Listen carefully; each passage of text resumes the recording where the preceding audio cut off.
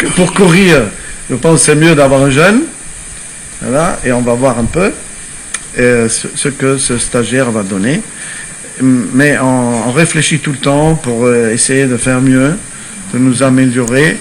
Nabil Trabelsi, c'est grâce à lui, parce qu'il suit tous les cartons des adversaires, pas nos propres cartons, aussi, qui a découvert que ce joueur qui a rejoué là-bas avait eu son deuxième carton ici et qui n'aurait pas dû jouer. Ça nous a fait gagner le match 3-0, c'est grâce au staff qu'on a gagné ce match. Mais aussi grâce à l'équipe, parce qu'elle était pénalisée, l'équipe, par quelqu'un qui n'aurait pas dû jouer, un de leurs meilleurs joueurs, qui était là, au match retour.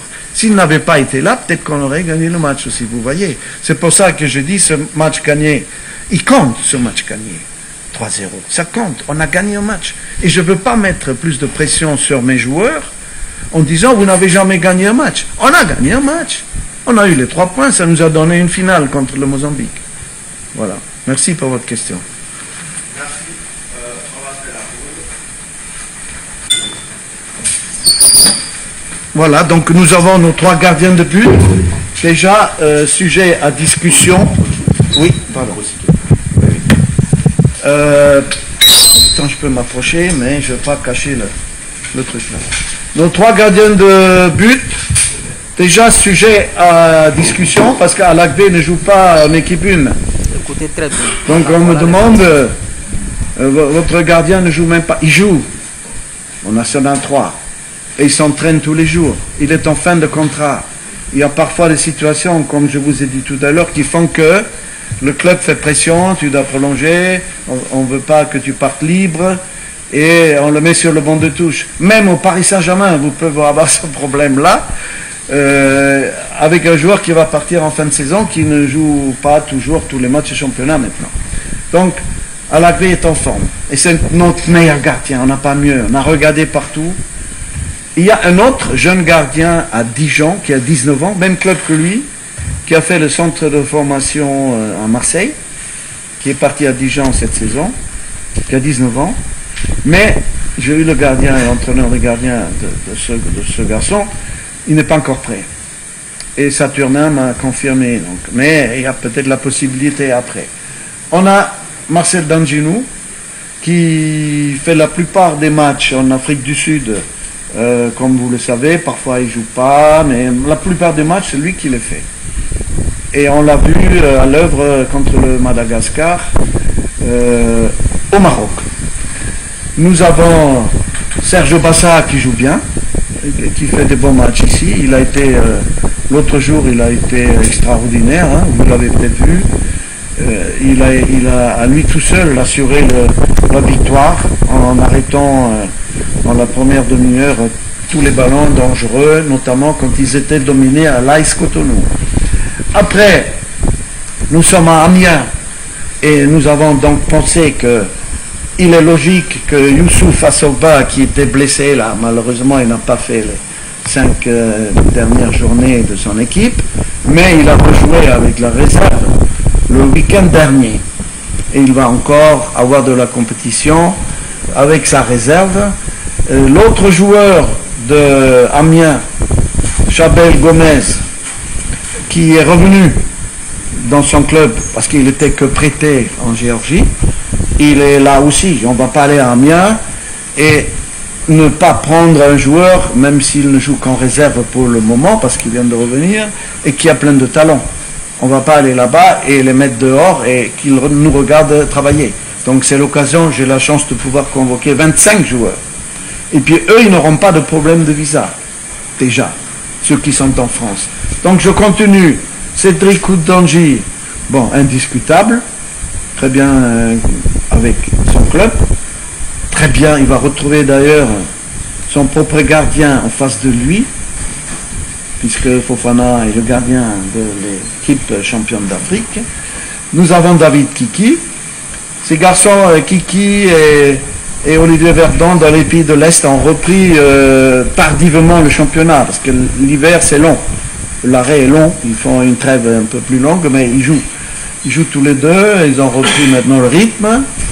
Rachid Boumini, qui est toujours marqué à Yema FC, mais il va je peux vous donner une nouvelle, 90%, qui est pas encore officielle, mais il va signer dans un club professionnel pour continuer sa carrière.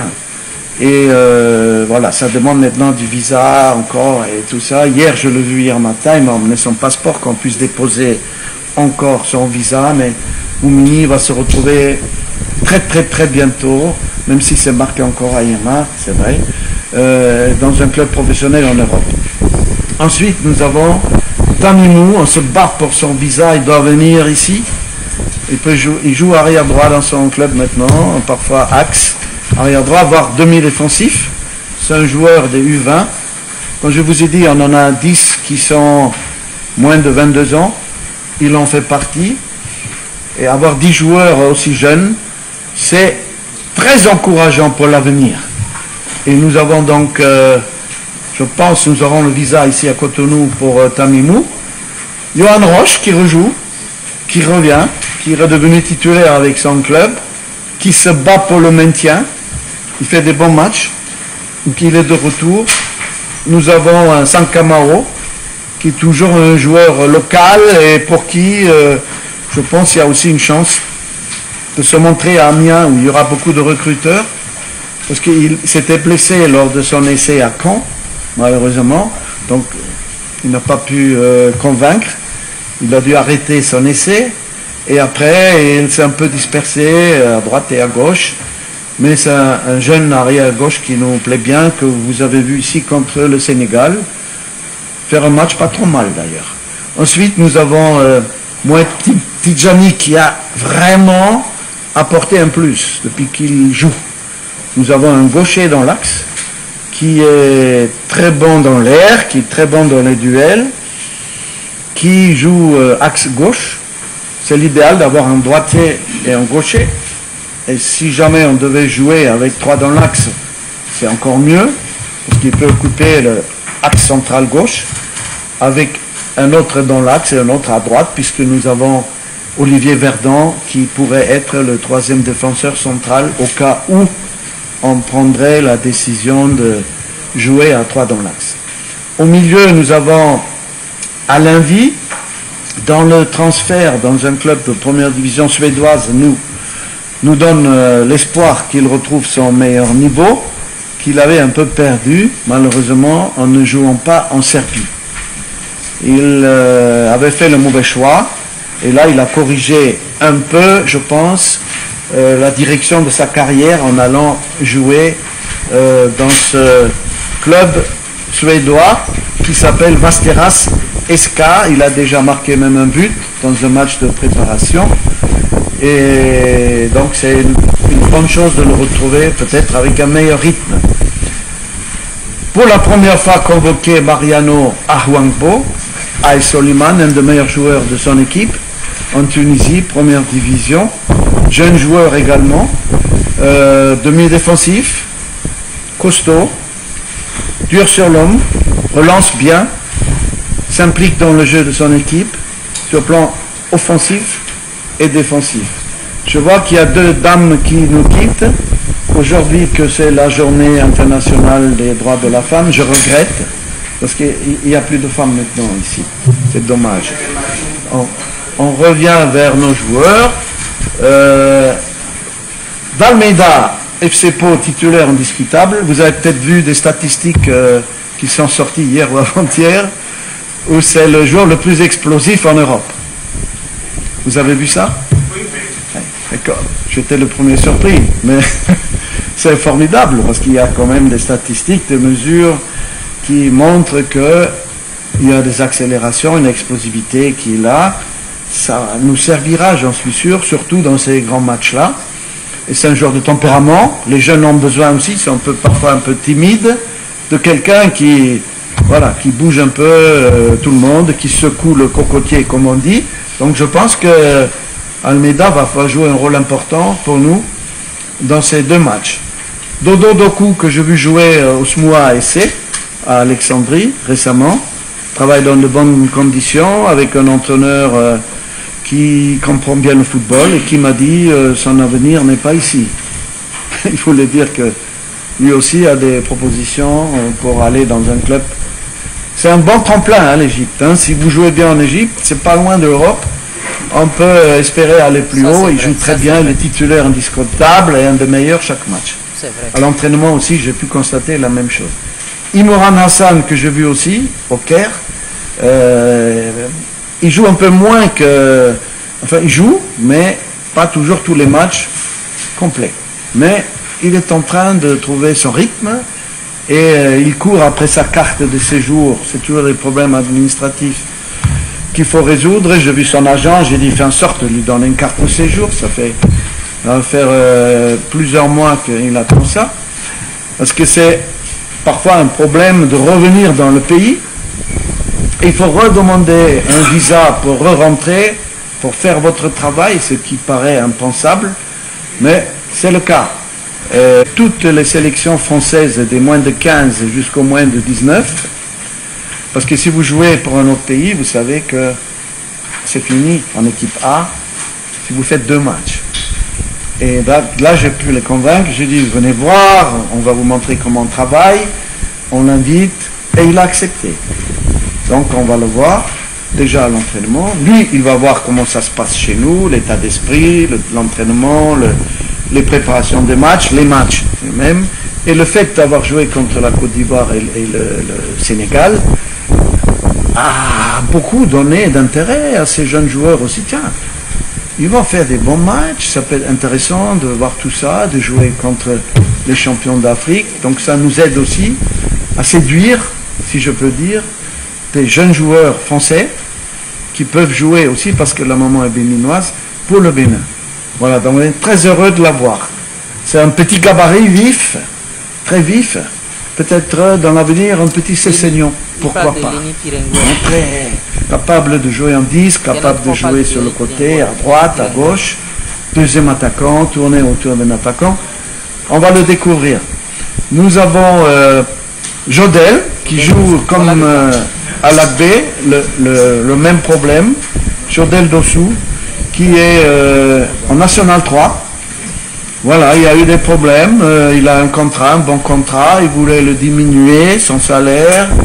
Vous savez comment ça se passe, c'est que ce sont parfois des différends. Vous connaissez aussi peut-être mieux que moi le caractère de Jodel. Donc ils n'ont pas trouvé un accord avec son club, à l'amiable. Donc du coup ils l'ont mis en réserve. Mais au moins il joue. Et il va venir en voulant montrer à son nouveau club, puisqu'il va changer de club au mois de juin, en étant libre, qu'il faut le prendre et qu'il mérite le même salaire qu'il a encore actuellement à Sochaux. Voilà la situation pour Jodel. Après, nous avons un joueur très intéressant, on a parlé un peu tout à l'heure de Prince, Ricardo Dossou.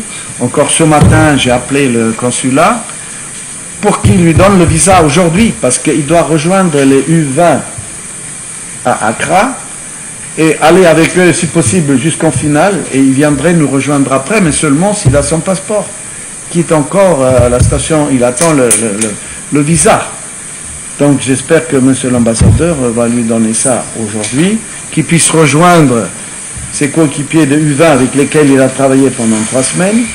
Il avait fait des stages à Lille, à Montpellier, à Bordeaux, à Marseille, à Tromsø, tout le monde le veut.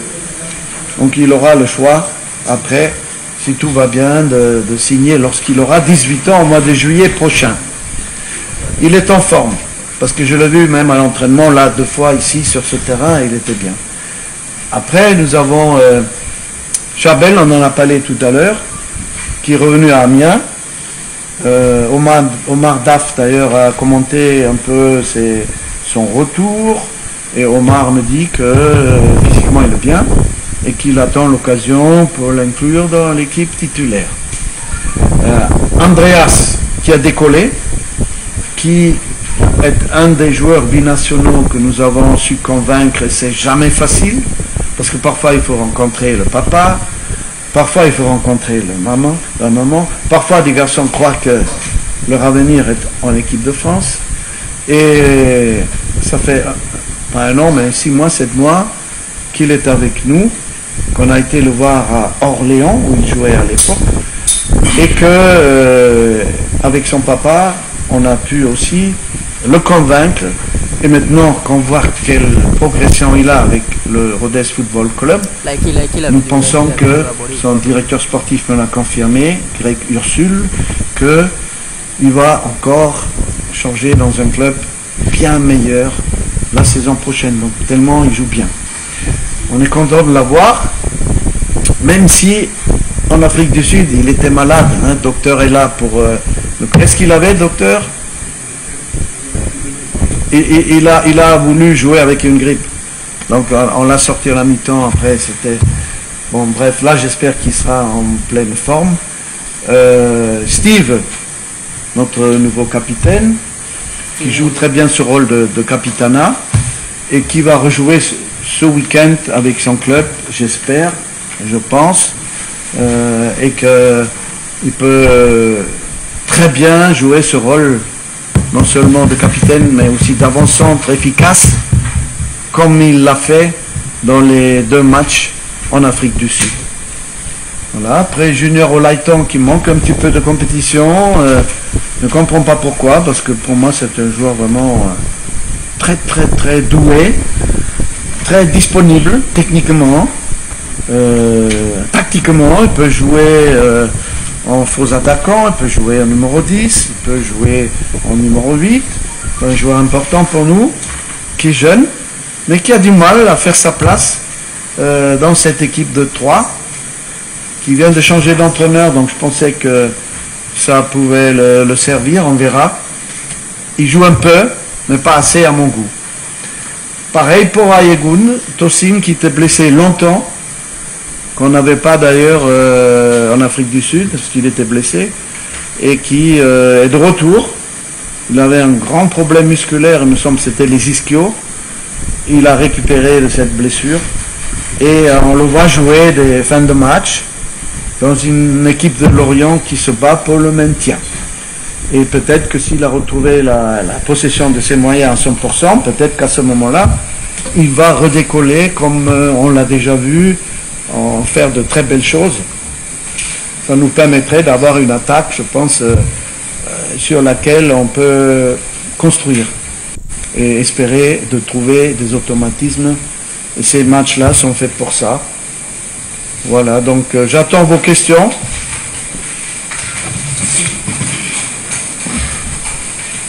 En le cas, Prince Carlo m'intéresse. Il n'est pas encore au point sur le point par rapport à ce papier. Il n'a pas encore rejoint les U20. Après, il va devoir rejoindre la sélection senior. Ce n'est pas déjà trop de problèmes pour lui, quand on sait aussi qu'il a quand même passé assez de temps en Europe pour ses stages. Oui, nous on s'est posé la même question. On en a parlé avec le coach Mathias et avec les joueurs. Il a fait 3 semaines de préparation ici même avec les U20. Donc ils ont trouvé une façon de jouer. On aimerait qu'il gagne cette coupe. C'est pas une coupe d'Afrique, mais c'est quand même les Jeux africains, c'est important. Et ça lui permettra d'avoir de la compétition. Lui, qui n'a pas fait de match de compétition avec son club, rappelez-vous, depuis un moment. Hein. D'ailleurs, ils ne sont même pas qualifiés, sans lui, pour la Super League, il me semble. Donc, c'est bon pour lui d'avoir des matchs. Il a fait que des matchs d'entraînement dans les clubs où il était, ou un match amical avec Tromsø en Espagne, où il a marqué un but, mais pas de compétition. Donc, je pense que c'est utile pour lui. Et s'il fait les 3 premiers matchs, la question c'est, est-ce qu'on le laisse faire les matchs de poule et on le récupère tout de suite après? Mais s'il fait les 3 premiers matchs de poule avec une équipe rodée et il se qualifie pour la demi-finale, on ne va pas le sortir du groupe. Je ne vais pas faire ça par rapport à un collègue, lui enlever un de ses meilleurs joueurs alors qu'il doit aller en demi-finale. Donc je dis, tu peux le garder. Et si tu vas en finale, tu le gardes. Et avec nous, il fera le 2e match à ce moment-là et pas le premier. Donc on a trouvé cette solution-là en réponse à votre question. Merci coach. Je retiens de la liste de sous-passants ont été juste retenus par principe territorial parce qu'on joue à Amiens, puisque on aurait même souhaité avoir d'autres joueurs Maintenant, ma préoccupation, c'est en deux volets. Premier volet, les locaux que vous avez reconduits. Est-ce que vous êtes convaincu de leur dernier stade ou bien c'est parce qu'ils étaient déjà dans les clichés? Oui, de quel joueur vous parlez, pardon? Je parle des jeunes locaux que vous avez reconduits. Lesquels? Tout, pratiquement. Non, mais donnez-moi les noms. Donnez-moi les noms. Ok, vous avez parlé tout à l'heure voilà. de Bobassa. Oui, vous le voyez. Vous avez estimé qu'il a fait un très beau match. Moi, j'ai suivi son match samedi dernier contre AS Cameroun. Je ne l'ai pas trouvé aussi flamboyant tel que vous êtes en train de le dire. Maintenant, je parle aussi des autres que vous avez convoqués. Je parle des locaux, des jeunes locaux. Si c'est leur stade ancien là qui plaide toujours en leur faveur ou bien dès que le championnat a repris, vous aviez eu le temps de passer au moins pour les voir encore jouer parce que je ne vois pas beaucoup d'entre eux. Oui, d'accord. Ok, alors. D'accord. Parlons concret. Oui. On a parlé d'Obassa. Vous dites qu'il n'a pas été bon un match, ça peut arriver, mais il a été bon dans la plupart des matchs. Et nous avons ici des observateurs qui me confirment ça, même si moi je ne le vois pas tout le temps. Son dernier match, il aurait dû même prendre un carton rouge bête. C'est l'arbitre qui a été très clément. Oui, mais. Sadio Mané aurait dû prendre aussi un carton rouge. Alors si vous prenez ces arguments-là... vous allez me confirmer ou infirmer si... Alors, parlons de chacun, oui, cas par cas. Moi j'ai le temps, excusez-moi si c'est un peu long. Écoutez, donc, le Rachid Moumini, oui, avec Ayuma, il vient de faire un stage extraordinaire en Autriche et en République tchèque, où il a fait des matchs amicaux, et il va signer. Donc je ne vais pas enlever un joueur qui est en train de confirmer tout le bien qu'on peut penser de lui, et avec tout ce qu'il a fait pour notre équipe, parce qu'il ne joue pas actuellement dans son club local. Chacun fera son idée. Ensuite, Sankamao. Oui. Voilà, il joue avec son club local. Et il y avait des interruptions et j'ai des bons échos. Il n'y a aucune raison de le sortir de ce groupe. Il a prouvé sa valeur contre notamment les champions d'Afrique de l'époque, ici même, dans un match où il a été à la hauteur. Chaque fois que je l'ai vu, il était bon. Chaque fois que Moussa le voit, il est bon. Ou bien c'est chaque fois que vous venez au terrain qu'il est bon. Donc, si vous ne voulez pas que je le prenne, mais vous voulez que je prenne qui à sa place? Nous avons 36 clubs qui animent le championnat, donc on ne va pas commencer à parler.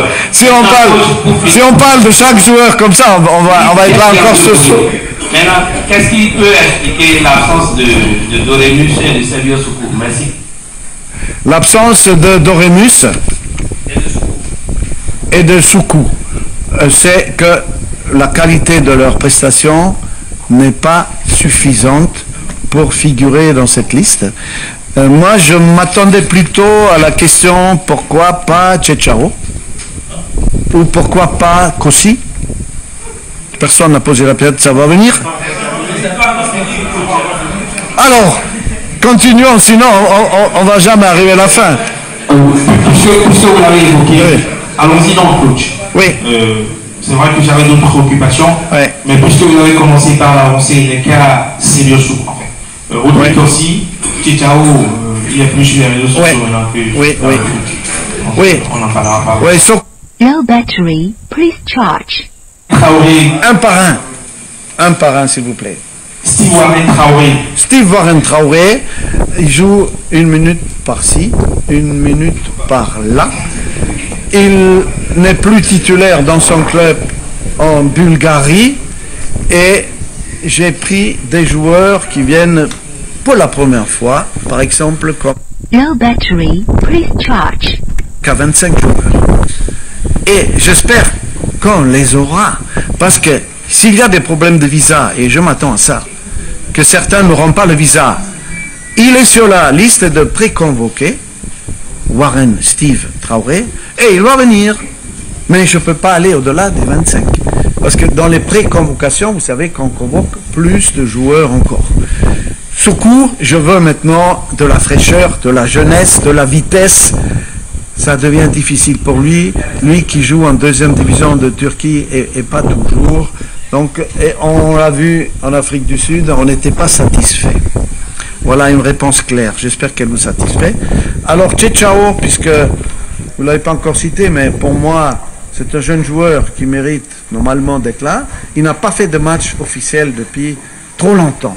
Il a quitté son club pour être libre en fin de saison, je le comprends. Il a un agent qui l'a conseillé de ne signe pas, mais du coup, il n'a pas de match. Par contre, une nouvelle que je peux vous donner, c'est qu'il a signé dans un club professionnel et qui va partir après-demain pour rejoindre le club de Chicago aux États-Unis, qui joue en première division. Donc, Ciao, aux États-Unis. Ciao. Aux États-Unis. Aux États-Unis, Chicago. C'est pas mal sécure. Voilà. Oui, et je peux vous expliquer pourquoi. Si vous me permettez, ça va être long, mais je suis là pour vous expliquer les choses. Il a fait son stage à Lugano, en Suisse, où il a convaincu. Ils étaient complets par rapport aux extra-communautaires. Le propriétaire du club de Lugano, où il a fait une très bonne impression, est aussi propriétaire du club de Chicago. C'est un riche milliardaire. Donc, il a dit, puisqu'on ne peut pas le prendre à Lugano, on va l'emmener à Chicago. Est-ce que cette réponse vous satisfait? Bien sûr, bien sûr. Merci. Alors, ma question, justement, il y a deux autres joueurs qui ne sont pas dans la liste. Ali de Djambata, on a appris tout récemment qu'il a été convoqué avec les U21 avec l'Italie. Oui. Et c'est-à-dire que au revoir Djambata, ça ne viendra plus jamais, c'est bon, on n'en parle plus. Et Brandon Agoulon, que vous êtes allé chercher. Je vous coupe. Ce jeune-là nous dit qu'il veut voir aussi ailleurs. C'est qu'il y avait beaucoup de concurrence à son poste et qu'il manque encore un peu de, je dirais, de virilité, de combativité pour jouer dans cette équipe, pour enlever des joueurs qui sont actuellement au-dessus de lui et laissez-le comparer. On va voir avec les U19 italiens, c'est pas le même niveau qu'une équipe senior et que là-bas peut-être qu'il pourra jouer et voir. Alors qu'ici, avec les juniors, il avait déjà joué, je crois, une fois, mais il s'est blessé, il me semble. Donc, laissez-le. Un jeune, parfois, doit comparer. Voilà. Et après, peut-être qu'il va dire, ça ne me plaît pas, je préfère être avec les seniors du Bénin plutôt qu'avec les juniors de l'Italie. Et pour finir, donc, Brandon Agoulon, qui n'a connu qu'une seule convocation, 0 sélection, puisqu'il n'a pas joué. Qu'est-ce qu'il devient? Qui ça? Brandon Agoulon. Oui, Brandon, comme vous le savez, devait avoir un transfert au Portugal qui malheureusement n'a pas fonctionné, donc il se retrouvait sans club pendant plusieurs mois, et là, il a rejoint son ancien club, et il rejoue. Donc il fait partie de ce joueur comme Warren Traoré, qui, s'il y a défection au niveau de visa, et on aura malheureusement, feront partie du groupe. Merci coach. Moi je ne veux pas poser de questions sur cette liste, mais par rapport à d'autres joueurs qui pourraient éventuellement être intéressés par l'équipe nationale du Bénin. On a parlé dernièrement d'un certain Jaïf Valou ou d'un certain Arthur Atta. Est-ce que vous avez eu les infos? Est-ce que vous êtes entré en contact avec eux? Qu'est-ce qu'on retient concrètement? Nous sommes entrés en contact avec Atta, père. Je crois que même le docteur est ami avec le papa, n'est-ce pas? Et que nous avons formulé nos condoléances pour le décès de sa maman. Voilà. Donc, c'est pas le moment de mettre la pression sur quelqu'un. Je lui ai déjà écrit il y a plusieurs mois et réécrit quand j'ai su qu'on allait jouer en France. Comme pour Pierre Engel, je pensais que c'était l'occasion pour lui de l'inviter et de voir, c'est pas loin, Metz, Amiens, et de faire connaissance et de regarder, etc. Donc, il n'a pas voulu répondre avec l'affirmative. Il n'a pas dit non non plus. Donc on va voir. Voilà, là il y a maintenant un deuil familial, c'est pas le moment de... On a formulé, on est de tout cœur avec la famille Atta.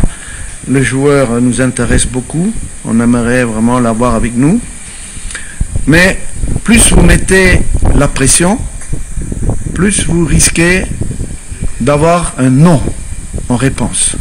C'est comme parfois avec les femmes, quand vous voulez absolument obtenir le oui d'une femme, plus elle va. Donc, on va essayer petit à petit, en essayant de le convaincre, peut-être, avec le temps, s'il voit que l'équipe de France, il a fait quand même les sélections des jeunes, donc il faut comprendre, c'est pas facile, cette décision-là, quand vous jouez pour un pays comme la France, avec les jeunes, et qu'après il y a le Bénin qui vous appelle, je comprends qu'il y a de quoi hésiter, donc on doit tous le comprendre.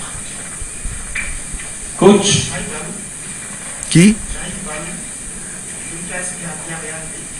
Oui, récemment, bien sûr, le jeune qui a 19 ans, on va le suivre, mais bon, là il vient d'arriver à Villarreal, bon, c'est pas parce que tu signes dans un club que tout de suite on va l'observer, on va voir ce qu'il fait, il fait partie de cette liste, on a une dizaine de joueurs comme ça, que nous suivons, que nous observons.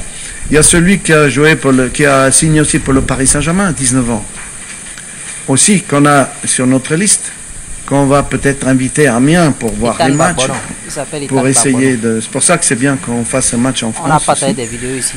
Ça peut faciliter ce genre de démarche.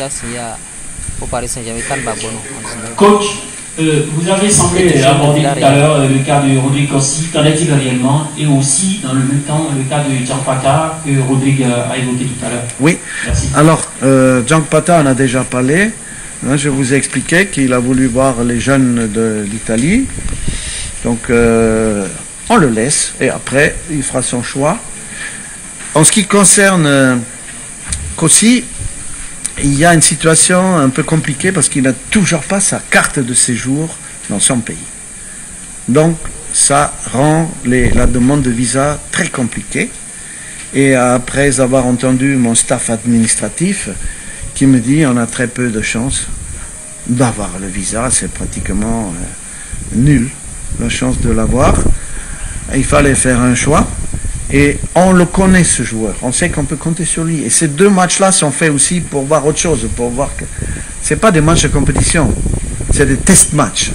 Et donc je veux tester des gens qu'on n'a pas encore vus, tout en essayant de trouver une ossature pour nos deux grands matchs au mois de juin. Merci.